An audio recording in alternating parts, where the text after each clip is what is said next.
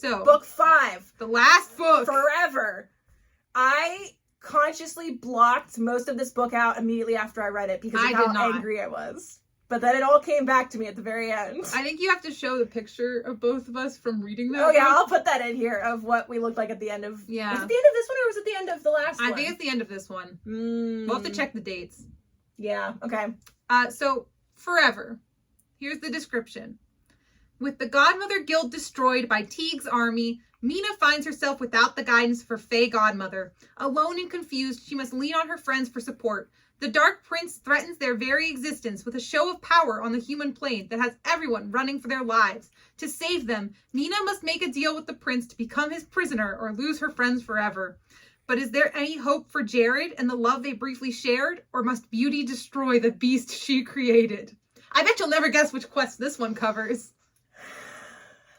This is where Teague gets real evil. He's in his villain era. But we love Teague.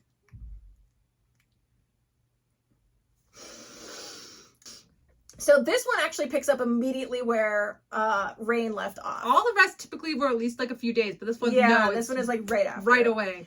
So she's sitting at the, actually, it's unclear because at first it seems like there's no time that's passed, but then apparently like she went back home, went to bed, and then came back. Right. So it's the next day, and she somehow arranged to meet Teague, and she's like trying to say goodbye. This is the most closure we ever get for a character death, where she's like real sad about Mrs. Wong until she like promptly forgets about her like 5 minutes later. She got bigger things to worry about. She does. So Teague appears and he's like, I want my dagger. And she's like, I will maybe give you the dagger if you give me back my mirror. I don't know why she cares about the mirror. She shouldn't, but whatever. So then he leaves, and then a dog/Reaper attacks Mina, but Brody arrives in his car in time to save her. So again, we never got full clarification if the wolf dog thing that attacked Brody was Teague, but it seems like maybe, because they explicitly said it had blue human-looking eyes, but now it seems like it's maybe whatever this thing was, which is a new creature, just in time for book 5. Just in time. Gotta introduce at least one. So a dog/Reaper starts attacking Mina, but Brody comes and saves her. And then Brody, Nan, and Ever have all like decided that they're going to make sure that one of them guards Mina at all times. Instead of just getting her a cell phone again, they're like, one of us has to be your personal bodyguard at all times. Which, I mean, they could have done both. They could have done both, but they don't. No. New lore, as we mentioned earlier, this is where they explicitly tell us that the Grimm house used to be in Germany, but now it's in America. Yeah. The dog follows them back to the house, and Sarah seems to have forgotten all about the Fae again because she has a new charm. And they're like panicking, and they're like, there's a dog attacking us. And Charlie is like, he doesn't say anything because he doesn't speak. Yeah. But he yanks the charm bracelet off of her, and then she like snaps into action mode. She didn't have the charm bracelet until the last book. I don't know. And Mina should know, because if there's one thing Mina's really good at describing, it's accessories and outfits. Yeah, we haven't gotten into that. We'll talk about that later, but yeah. So, Sarah is immediately like, this is a death omen, and she's like, sprinkle some salt. So Sarah is like, find my parents, and I think she maybe says I love you and goodbye. I don't know if she does. Unclear. I don't know that Sarah loves Mina. I don't think she doesn't. just overall, looking at what Sarah has done for Mina, I don't think she loved her. It's good that we're still wearing black, because Sarah goes outside and she's like explicitly like, oh, you can't see death coming. You can only see it from behind. So she takes a compact mirror outside. I don't know why she needs to do this, because she sacrifices herself to the death omen, and she done get eaten up by the Reaper. I think it turns back into its human form, and she's like, maybe you don't need to take a specific soul. You just need to take a soul, and you can have mine. And Charlie yells his first word, which is no. That's really sad. Pour one out for Charlie and Sarah. No, not Sarah. That's Charlie. Actually, I take it back for Sarah. And Ever is like, you stupid gimp, why did you go to the recycling plant? And Mina blames Brody for her mother's death. It's a big old blame game. It is, because he physically restrained her for her own good whenever Sarah was sacrificing herself. Nan and Anders, the Baldanders, show up. Charlie gets a fever. It's not important. It's a little important, but not really. Terry Goodmother arrives, and she looks not so great. She was the one who was adding charms to Sarah's bracelet and making her scared, so she kept running away, which Mei Wong kind of undid whenever she was like, big flashing arrow, there's the Grims. Terralyn is a small house elf, and we learn that sometimes the godmothers can die whenever their charge dies. Can't believe Rebecca Yarros stole the idea of... So, Ever swears herself to be Mina's godmother, like, officially. She, like, takes the oath, and then Terry disappears and just leaves a ring behind that's never... Which, again, is weird, because she always mentions accessories, but apparently all of the godmothers wear rings, and it's a special magic ring that, like, makes itself look like how Ever would want it. So the next day, Ever makes, like, a nice Fae-style tribute to Sarah in the kitchen, and she's not really sure how to do it, because normally Fae die of old age, and they aren't brutally murdered, which seems inaccurate. That does seem inaccurate. But that's what Ever says. And they give her a little remembrance seed to plant for Sarah. And they want to go grocery shopping, but on the way to the grocery store, they remember that there's a school festival today, and Brody was supposed to volunteer there with the water polo team. And he's like, it's for children in need. And, you know, they might have more pressing issues at time, but Brody's got to keep up that image. Yeah, because he's the Prince Charming character. He is. I really remembered Brody in, like, book 1 and stuff. Like, I really remembered him being more of just, like a good boy. But he's not! He's like, locks her in her car multiple times! And, like, has this whole thing about how he's, like, stuck up and stuff at first. There's nothing to prove that, but... His one consistent character trait is blonde. Yeah. And they start realizing that a lot of the vendors are... Or at least one of them is. Fae. Well, they start, like, identifying more of them. And Brody is in the kissing booth, which he conveniently didn't tell Mina, because they're kind of dating. Yeah, they're kind of dating. He gave her his class ring. Then she lost it. And then it fell on the floor in the ground.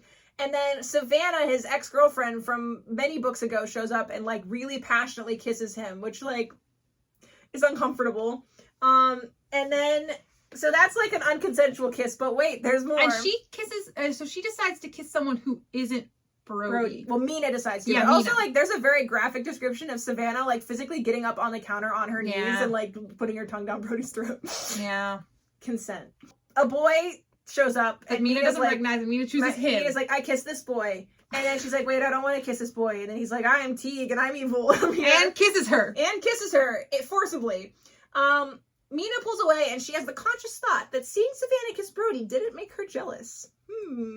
She uses her magic powers to dunk Savannah. Yeah, not jealous, but still decides is like, screw you, Savannah, and the tank cracks and spills everywhere. And then she notices that Greytail and Claire are there. They're supposed to be trapped in the Grimoire. What's going on? Temple and Reed are also there. And Mina buys a laser point from your boy, Principal Haim. You might have thought Chanda forgot about him, but she's the queen of the callbacks. So, apparently it's not a special laser pointer, it's just that any laser pointer... So the laser pointer she was given before, if she just gotten any of them... They could just, like, see through fake glamour. I guess laser pointers just, like, aren't as in fashion anymore, so they don't have to worry about it as much. So, she goes to get Nan and Charlie, and she realizes that all the carousel mounts are actually Fae in disguise. Is this where your love of carousels also is related? I don't think so, but I do love carousel horses. I'm a big fan. Basically, the Fae just start, like, attacking people. And Nyx and Farah are there, and they start rescuing people. And then a bear kidnaps Nan and Charlie. Presumably one of the bears from Goldilocks and Three Bears. Yeah, and they run into the Hall of Mirrors. Mina finds Charlie and tells him to go get Ever. She finds Teague in the Hall of Mirrors, and he, like, puts them in a little bubble. So cute. And he blasts through the Hall of Mirror, severely wounding a bunch of people outside. But not them, because they're in a special bubble. And they start floating up, like, 1,000 feet in the air, and she just sees, like, the havoc and mayhem that has been wreaked, and there's, like, a troll destroying their school. Yeah, the one that was in the guild. Yeah. The one that said soon. He was gonna soon destroy her school. And she's like, Teague, no, don't be evil. You're so sexy. I mean, she doesn't say he's sexy, but she's like, please stop being evil. And he's like, no. So Teague goes, he's like, how about I attack your brother? And Charlie does a sonic scream. Put a pin in that. Teague immediately is like, so take the pin out and he's a siren. Remember the sirens? No.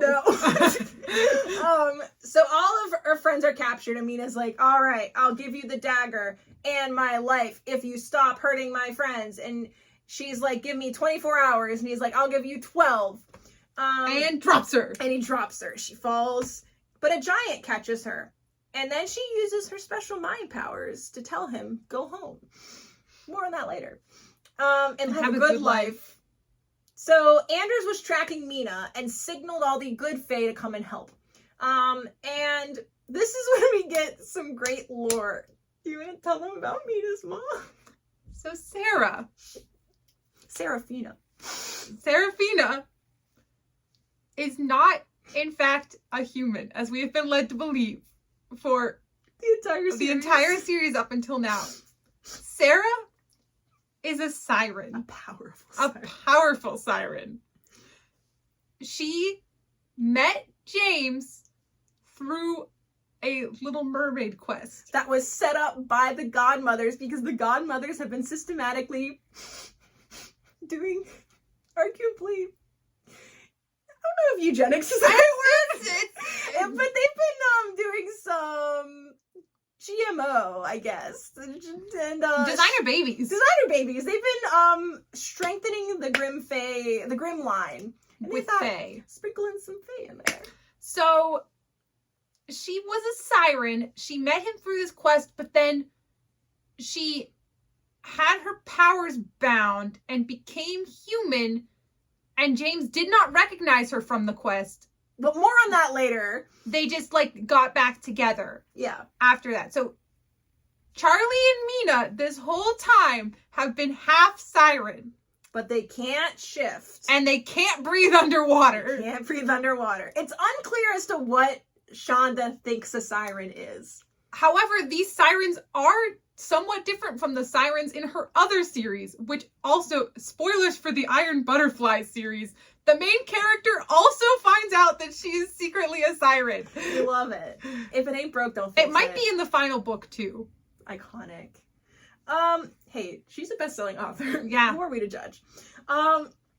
So Charlie inherited the siren's call, and Mina inherited the siren's lore. And Constance, this is weird. We never hear more on this, but she's like, the Fae can't hide from the humans anymore. I don't know. Brody saved Nan after a bear took her into the collapsing building. Mina sees their feelings and gives up on pursuing Brody because she's like, oh no, I've been using my magic siren powers to make him love me. So actually, this whole time that she's been thinking, the story's been manipulating him, and these times where he's like, I feel like this magic has been being used on me, it was actually all elaborate setup for the fact that she was a siren and she had been using magic on him. Mina is the queen of gaslight, gatekeep, girl boss. Specifically gaslight. She's just like me for real. Yeah, and she's like, they can be happy together, I guess. Because previously, the last time she got jealous of Nan and Brody, she killed Nan. Yeah. So, remember that? Right back to Ferris. In book 2. Mina wants someone to take Charlie away and protect him. Then we kind of get into a countdown, but not really. Yeah. So it's about 11 hours to Doomsday. And Mina decides to use this time to go find Brody's class ring in the bushes. And then it starts raining, and then a Whomping Willow attacks Mina on her bike ride home. We've established that Chanda is a J.K. Rowling fan. There are Harry Potter references. Also, I clocked the whole idea of someone magical will always be around to help you, and it's a Firebird / Phoenix. Truly, where does she get her inspiration from? It's a legend. She is. So they don't call it a Whomping Willow, but that's what it is. She actually specifically says it's other trees, but it's a Whomping Willow. And a figure in the woods seems to be commanding the trees to attack Mina. And then in another Harry Potter move, Brody drives his car into the tree to stop it. And Mina, in one last time, uses her siren powers to compel Brody to go be with his true love. And then he goes to Nan. And that solidifies, oh. That was really important. So 8 hours left. Ever tells him to take all the mirrors down. I think you held up fingers like you were holding up the number left, and you just did it. You were 8 hours left. They take all the mirrors down. Mina destroys her portrait.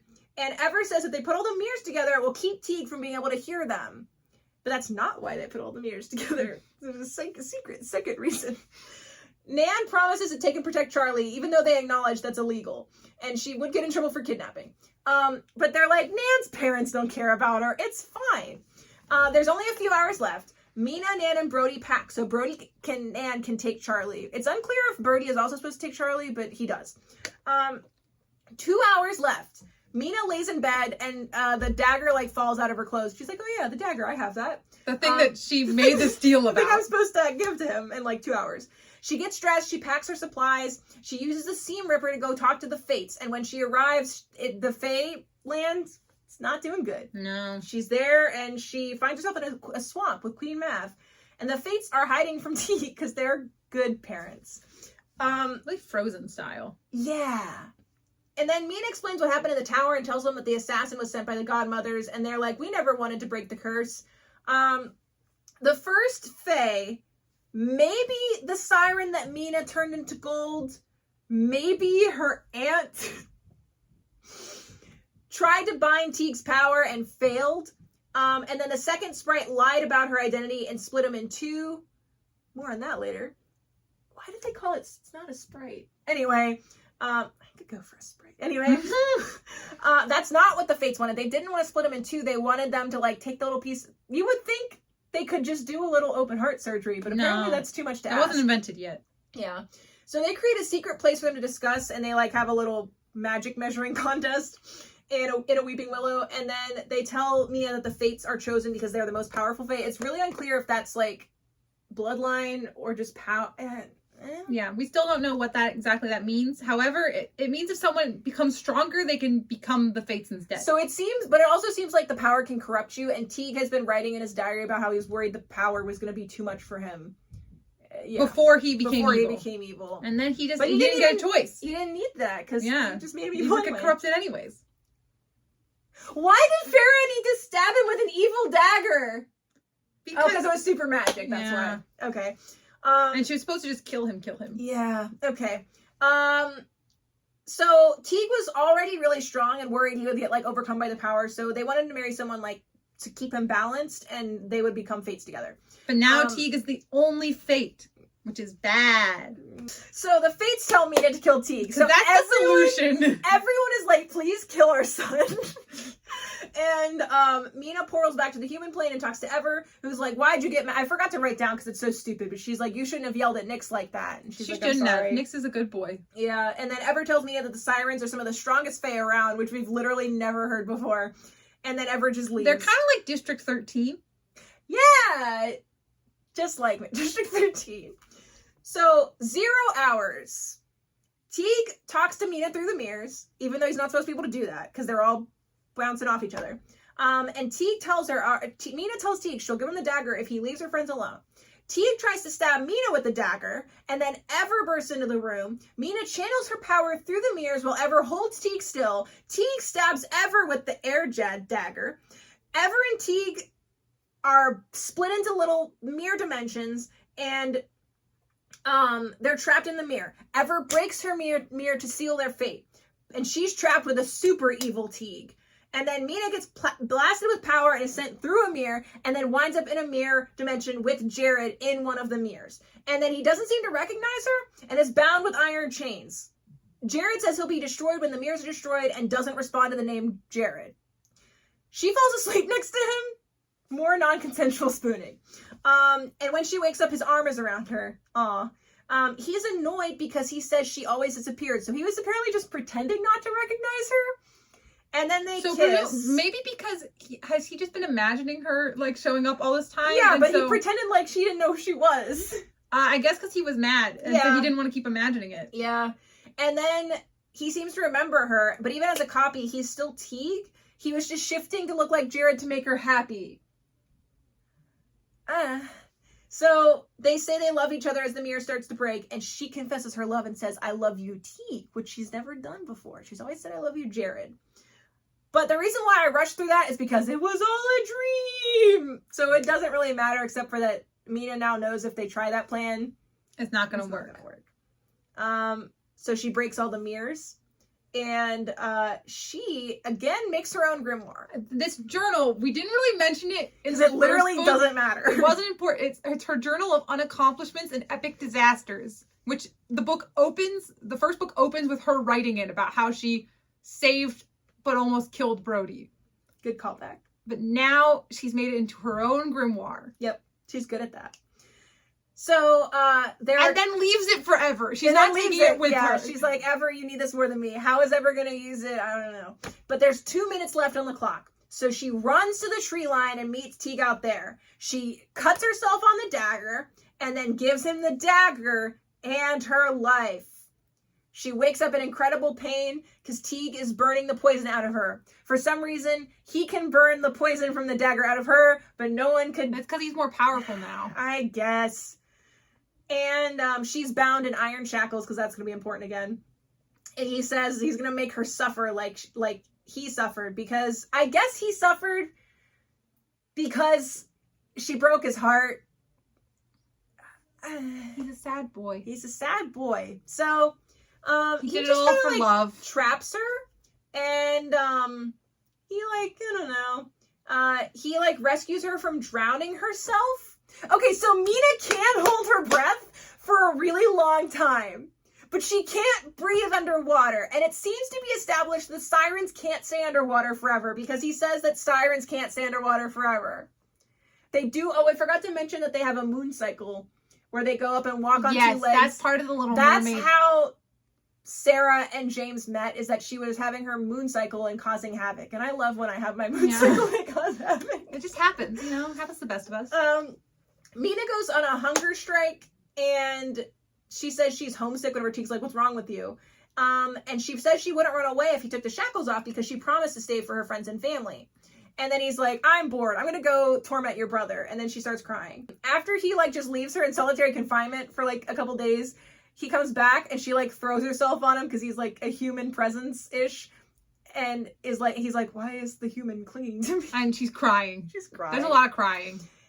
And she decides to tell him, now that she is fully immersed in Stockholm Syndrome, that she loves him. Or that she's... Prison guest. Stockholm Syndrome is the best.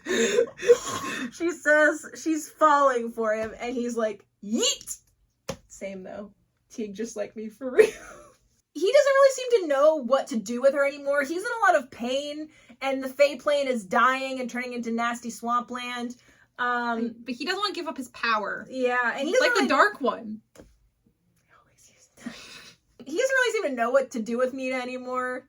And so she's just let loose in the castle. He's just like, you can run around now, I guess. She starts cleaning up the place because Beauty and the Beast. And then she finds a bunch of paintings from the betrothal ceremony. And then Anna Laura the gnome appears. And she says she's here to marry Teague and save the Fae realm. And Teague admits to Anna Laura that transporting his armies into the human realm drained him, so he's feeling weak. And but then in his cute little way, he reminds Mina that if she ever runs away, he'll kill her friends and family. He says the Reapers are waiting. Yeah. So it's cuter when he does it that way. Mina cleans the library and casually finds things on the Great Siren War. Never mentioned again. And Anna Laura reminds Teague that the dagger tip is moving closer to his heart and is slowly killing him. And he has a little hissy fit and destroys the library. Mina physically runs into someone. She's not trying to run away, but she runs away from Teague and his little meltdown. And that person kidnaps her. And he takes her to the siren ship, Serenity. And Nyx and Ever are there, and Ever used the Seam Ripper to get there and found Mina's family. Nyx is here because now he's fully human from being on the plane, even though literally no one else has ever had that happen to them before. So now he can be on the Fae plane. And her Siren family, surprise, surprise, is one of the oldest and strongest lines. They're like Siren royalty, sort of. Because he's clearly King Trident. Yeah. But that's not his name. The Siren she told turn to gold was her aunt, apparently not a sea witch or a Nixie. But there are two that got turned into gold, so. But she called both of them sea witches in the last book. I don't know, but that was her aunt for some reason. And Mina's now the sole heir to the family line. Mina just casually drops to her family that Teague treated her okay. And, he treated her okay. Mina's grandparents, whose names are Winona and Tiernan, they say she can use her dreams to find Charlie, so they give her a magic tea. And she dreams of Teague sending his army after her, which is not helpful. And she dreams of a death omen taking her. And this is where we learn more about the lore. So omens are the form Death Reapers take right before they kill you. And Death Reapers are different than Grim Reapers. Yeah. They can't be killed because they're already dead. Except for when they can be killed. Also, the Bermuda Triangle is a water gate to the Fey world because there are some natural gates between the planes. James met Sarah. Mina's dad met Mina's mom when he was searching for the Loch Ness Monster. I don't know why he's searching for the Loch Ness Monster. It's not related to fairy, like to Grimm Brother quests, unless maybe there's some sea monster in a quest that was using Loch Ness Monster. It makes no sense. So Sarah saved him, and they like casually mention that sometimes they just let the humans die in the Fey gates because they're bad humans, but they rescue him. And then her parents forbade her from following him to the human world, so she got a sea witch to bind her powers. So she also wanted to forget her family, so then she came to the godmothers and was like, family trauma, no thank you. So that's why they were like, oh, she probably wants to forget Charlie, too. I guess, yeah. She's like, anytime anything bad happens to her, she's like, goodbye. Yeah. So Winona uses siren power to blast the chains off of Mina's wrist. It's very effective. Yeah, she still had the chains on this whole time. Yeah, she was allowed to roam the castle, but she just randomly had chains. And also, like, whenever she has her dream and stuff, they didn't take the chains off till now. Yeah. Nyx has a moment where it seems like he gets, like, might be dead whenever they go through the portal, but then he's not. And then he and Ever start kissing, because that was foreshadowed, that they were going to be a couple. Well, she was helping him adjust. That's true. So they pass under the Golden Gate Bridge. And this is approximately the time that we realize that this story takes place on the western coast of the northwest coast of the United States. This was something I remembered very distinctly, that there was a famous bridge in the end of this story and that like important stuff happened there. But I couldn't remember which bridge it was. So Kino, we meet Kino, who's a siren, whose personality is dreadlocks. And he says something that's troubling. He says that everyone knows about Mina, and that he would compete for her hand if he couldn't tell she was already in love with someone. And he says that he hopes that guy loves her in return because, Princess, if he don't, Kino's gonna show him what happens when you mess with family. Just think about that for a minute. Just let that one sink in. He simultaneously wants to compete for her hand and then also, like, cousin zones her. I don't know. Mina calls Nan from a payphone and leaves like very coded instructions for where to meet. Winona casually gives Mina some of Sarah's like old things, including like a coal drawing of her father. Titanic reference. Paint me like one of your French girls. Ah, my favorite Grimm fairy tale. Titanic. James never knew that Sarah was a siren because he hated the Fae. He's racist. She made a deal with a sprite who was one of the queen's own handmaidens. We later find out, I don't know what Chanda thinks a sprite is. But anyway, the handmaiden was later banished because the sprite was also a sea witch after failing to get the dagger out of Teague. Her name is Taz Clara. Charlie's gift is called the Call. Mina's gift is called the Lure. We already knew that. Her grandmother tells her she couldn't have used her powers to make Teague fall in love with her because she was bound when they fell in love. So it's true love. And I put yay bondage. Mina practices her powers with her grandmother, and she has a glamour on her, so she can't change her physical appearance until she breaks the glamour. And we find out that the reason why Mina has looked so plain this whole time is because she's actually a gold siren with gold accents and paler skin with no freckles, and hair and her eyes have gold streaks. Sarah had red accents and red marks. Gold sirens are rare, but Mina can't shift, which is a real shame. I really like that this means that whenever she had her deal with Temple and her hair turned gold and there's just a streak of gold, for all we know, that wasn't Temple. That was just the glamour breaking. That was just the glamour breaking with like the magic interaction. Yep. Kino just casually asks to marry Mina again, and then she uses her power of suggestion on him and gets him to jump in the ocean. We find out that the reason why Taz Clara is named Taz Clara is because she lives on Alcatraz. And I'm really mad I didn't figure that out. So it's 2 a.m. Mina decides to sneak out. She compels the sirens not to see her, and she runs into Kino, Reef, and Jeannie, who are releasing all the creatures in the aquarium. I don't think she says what aquarium it is or why. I don't know, but there's an aquarium, and the boys are mad that there are imprisoned things, and they basically ruin the whole, like, subtlety of this all. Yeah. Mina gets arrested, but it's Claire who arrests her, and Greytail's also there. No Lone Tree, though. No Lone Tree, weirdly enough. And she sends out a help me message, and the Sea Witch comes to her aid, raising a giant wave. Taz Clara explains that she has not become evil because she feeds on fears instead of people's lives. So that's why she's at Alcatraz. And she accidentally split Teague because of the split journal. So the fact that that didn't work is also Mina's fault. Mina starts crying, and Taz Clara feeds on her emotions and is like, yummy, yummy, and promises to grant her a small favor. So Mina gets on a ferry. Mina meets back up with Ever. Nan and Charlie aren't there, but Charlie's action figure and Nan's car are. Teague appears and accuses her of running away because it's Beauty and the Beast. Teague came through the same gate as them and is using his army to destroy the Golden Gate Bridge. Woo! Mina and Teague do a magic fight that's pretty much like Harry Potter and Voldemort. And then the sirens arrive and they start fighting on the bridge. And Mina forces her good memories into Teague's mind and says, love always prevails. Good always wins. So he chokes her. Mina gets away, screams that she loves him, and stabs him with a dagger. His eyes fade to gray, and he thanks her. And then Taz Clara appears and says that she can save Teague if she can feed on part of him, and Mina agrees. The Fae keep fighting on the bridge. Mina commands a guy to take her to the bridge. She makes a sword and fights a troll, and then Nyx throws her the grimoire. Ever sprinkles pixie dust on the golems that are attacking the bridge, which makes them laugh because Ever is a pixie of joy. A Death Omen attacks Nyx. Ever tries to fly Mina away, but she's too heavy. So Ever drops Mina to fight the Omen, and then she wakes up to Teague with gray eyes. And Teague starts kissing her and forcing air into her mouth, but that was a dream. She wakes up on the beach by herself with the grimoire, and the Coast Guard is there along with a bunch of gnomes and reapers. Remember Anna Laura? You should have. Mina has been marked by death with a long black scratch on her stomach. And when she waits to see the Omen in the mirror, it never comes. But she sees Jared and Teague. Teague offers himself to the Omen and they disappear. Jared is still there, but he's invisible. Taz Clara appears and says that Teague has been fractured for so long that he has two distinct souls and she can't put them back together.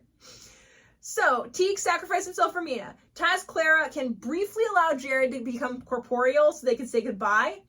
Teague didn't send the Death Reaper. Anna Laura did with the bone whistle. Bone whistle. That had been New MacGuffin. The MacGuffin that had been mentioned very briefly earlier, but it was so much in passing that I forgot about it. Jared's body is beyond repair, and he keeps telling her that he's going to live in her heart. And I couldn't remember the end of the book, and I was about to get really mad that that was the resolution. Nina suggests anchoring him to the grimoire again, but he doesn't want to be enslaved to do her bidding, even though he loves her. The San Francisco Godmothers Guild shows up with Constance and Charlie, Mina has been gone for an indiscriminate amount of time, or like an unknown amount of time, but it's Narnia rules. It's long enough that Charlie has grown noticeably. And Nan and Brody are there. Brody and Jared have this little face-off thing, because now's the time to do that. And then they get over it. More Fae are pouring through the gate, but Jared/Teague says, I didn't send them. And Mina's we gotta destroy the gate. So Charlie and Kino use the call on the portal, and Jared starts flickering and tells Mina to use her powers. And he says, I never wanted to admit it, but you are one of the most powerful Fae I've ever met. If only you believe. And there's a fighter pilot coming to attack them, and Mina compels him to not. So that's why she's so powerful. That's how she's so powerful. The Golden Gate Bridge, gone. Gone. It's destroyed. Jared disappears. Anna Laura is still out there on the loose. Mina and Charlie reunite with their siren family and are just told that they just tell the humans to forget about them. And they don't even say goodbye. No, Nan and Brody are just kind of they have each other now, I guess. So they sail toward the Bermuda Triangle, but Mina uses the Seam Ripper. The gates are closing because there's not enough magic to sustain them because there's no fate right now. Or is there? The Fae King and Queen were poisoned by the gnomes. They weren't killed by Teague.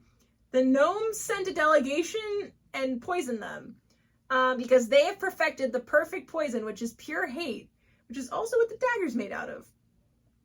Mina goes to the castle. We meet 3 centaurs that all get names that don't matter because they're going to die and not matter anyway. Farah appears. And one of them's Plinth. And one of them, Plinth, is there on a centaur, and he dies. Farah appears and is I tried to prevent this. And then Farrah leaves Mina in the fate choosing room. And then So she dies. Do you want to tell them what happens to Teague, we learn he's not dead, guys. Teague is still here. He is now a Death Reaper. He's the Death Reaper. The Death Reaper. Well, seemingly. We don't quite know if there's multiple. Well, no, he says he fought the last Death Reaper. That's right. And So killed him? But he can't die. He killed the Death Reaper to become the new Death Reaper. And his eyes they're not gray and they're not blue. They're white. We've talked a lot about what that might look like. I like to imagine this like Herobrine.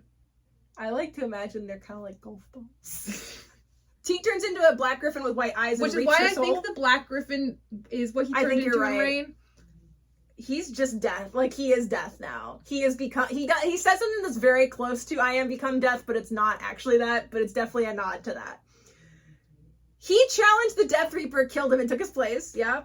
And needs to get the other half of his soul, even though they were two distinct souls, but now it's actually they're two halves. And so Jared wasn't just being cute whenever he said he was going to live in Mina's heart. He meant that Mina somehow has half his soul inside her. Yeah. And Teague says, you got to go get the bone whistle off of Anna Laura because I got to do what Anna Laura says, and Anna Laura wants me to reap your soul. Mina does this, but then Farrah picks it up and is like, I should have never told Anna Laura about the prophecy. Which it's like, why did you tell Anna Laura about the prophecy? Was she a godmother? No, I don't know.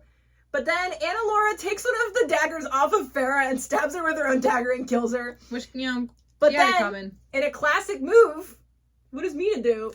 Defenestrates Anna Laura out the window. And you know what Anna Laura does not have? What? A seam ripper to She let her fall through. But I think she's presumably still alive. Is she? Or at least I guess the gnomes are still a threat.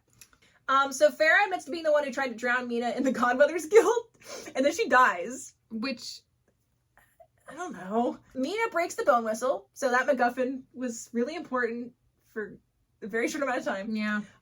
Teague asks Mina to stay and be the light to his darkness, and they Super Saiyan and melt their souls.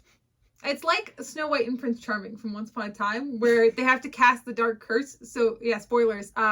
They split their hearts. Oh, yeah. They crush Charming's heart, and they split Snow White's heart in two and puts it inside him, and then they get to live happily, because that's why the sleeping curse then corrupts them later. Yeah, spoilers. Spoilers for Once Upon a Time. Yeah, I'm spoiling everything. So, they watch the land heal itself, and Mina rides on Jared's griffin back. Teague. Yeah, you're right. Griffin back. Yeah, and so she can do that now.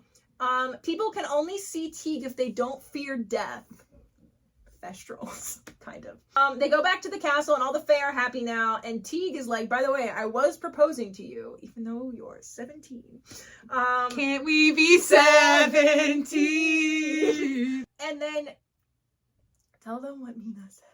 Mina says, I guess I didn't expect to marry a fate worse than death. And I think after I read that, I just forcibly forgot everything I read. So then the epilogue is that Teague helps Farrah's soul to the other side. He does a little Mirror of Erised style thing so after they get married so that Mina's dead parents can wave to her. And they do note that in that vision, Sarah is in siren form and James isn't actively repulsed by her. So I guess he got over his racism after he died. Yay! So Charlie is happy with the sirens. There are a lot more rivers in the Fae plane now. The gates are still open. Is that because Mina is a siren? Okay. The gates are still open, but it's not safe for Mina and Teague to go through. So Mina makes Ever a Grim and sends her to go get all the rogue Fae. And Nyx is like, I'm gonna be your godfather. The godfather. And that's how the series ends. Chanda Hahn at one point was like, I might revisit the series with like Ever and stuff, but as of now, nope. No. Nope.